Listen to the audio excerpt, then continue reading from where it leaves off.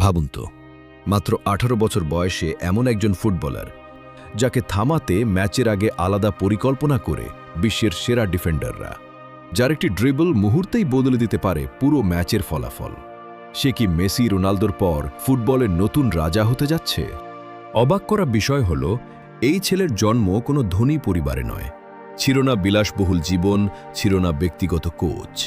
তবুও মাত্র কয়েক বছরের ব্যবধানে সে হয়ে উঠেছে বার্সেলোনার সবচেয়ে বড় ভরসা, স্পেন জাতীয় দলের ভবিষ্যৎ।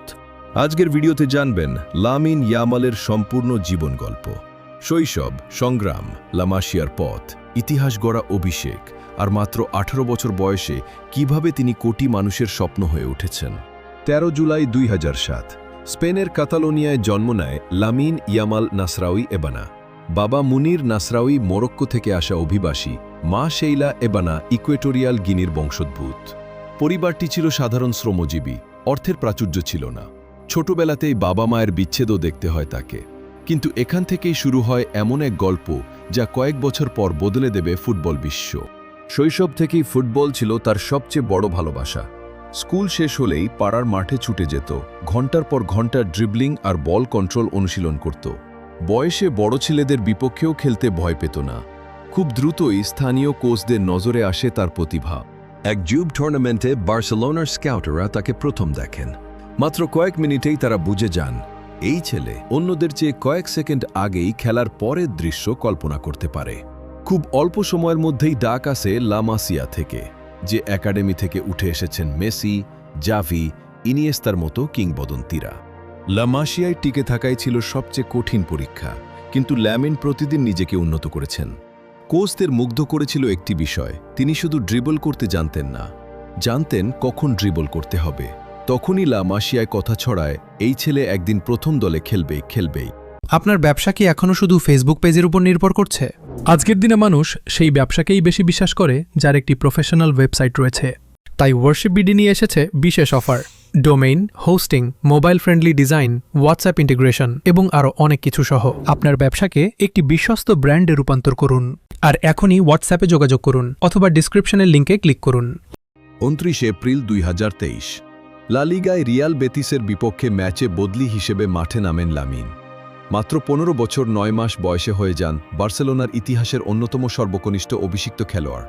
প্রথম কয়েক মিনিটেই আত্মবিশ্বাসী ড্রিবল আর ভয়হীন সিদ্ধান্তে বদলে যায় সব ধারণা। কোচ জাবি বলেছিলেন, ও শুধু ভবিষ্যতের জন্য নয়, বর্তমানের জন্যও প্রস্তুত। এরপর আর পেছনে ফিরে তাকাতে হয়নি। 2023 থেকে 24 মৌসুমে একের পর এক রেকর্ড গড়েন তিনি। লা লিগার অন্যতম সর্বকনিষ্ঠ গোলদাতা, চ্যাম্পিয়ন্স লিগের অন্যতম সর্বকনিষ্ঠ পারফর্মার। স্পেন জাতীয় দলে অভিষেক ম্যাচেই গোল করে হয়ে যান দলের ইতিহাসের সর্বকনিষ্ঠ গোলদাতা। এরপর আসে ইউইএফএ ইউরো 2024।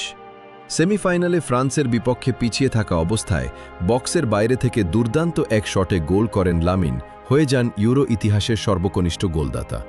ফাইনালেও দুর্দান্ত পারফরম্যান্সে স্পেন জিতে নেয় ইউরোপের শ্রেষ্ঠত্ব।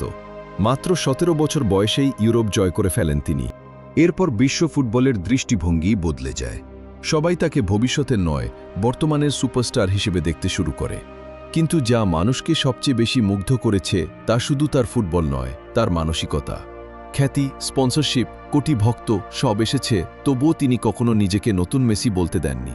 তিনি বলেন, মেসি একজনই, আমি শুধু নিজের সেরাটা দিতে চাই। আজ মাত্র 19 বছর বয়সেই লামিন ইয়ামালের বিশ্বকাপ বিজয়ী অর্জনের তালিকা। কিন্তু সামনের পথ সহজ নয়। চ্যাম্পিয়ন্স লিগ, ব্যালন ডিওর, আরও অনেক পরীক্ষা বাকি। এই পরীক্ষাগুলোই ঠিক করে দেবে তিনি শুধু বড় তারকা হবেন নাকি সত্যিই মেসি রোনালদোর কাতারে নাম লেখাবেন। একটি বিষয় অবশ্য এখনই নিশ্চিত, স্পেনের এক সাধারণ পরিবার থেকে উঠে আসা এই কিশোর প্রমাণ করেছেন, জন্ম নয়, পরিশ্রম আর নিজের উপর বিশ্বাসী একজন মানুষের ভবিষ্যৎ তৈরি করে। এখন আপনার মতামত জানতে চাই, লামিন ইয়ামাল কি একদিন সত্যি মেসি রোনালদোর মতো ফুটবল ইতিহাসের অন্যতম সেরা খেলোয়াড় হয়ে উঠবেন? কমেন্টে জানান। আর এমন আরও তথ্যভিত্তিক ডকুমেন্টারি দেখতে চ্যানেলটি সাবস্ক্রাইব করুন। পরবর্তী ভিডিওতে আবার দেখা হবে।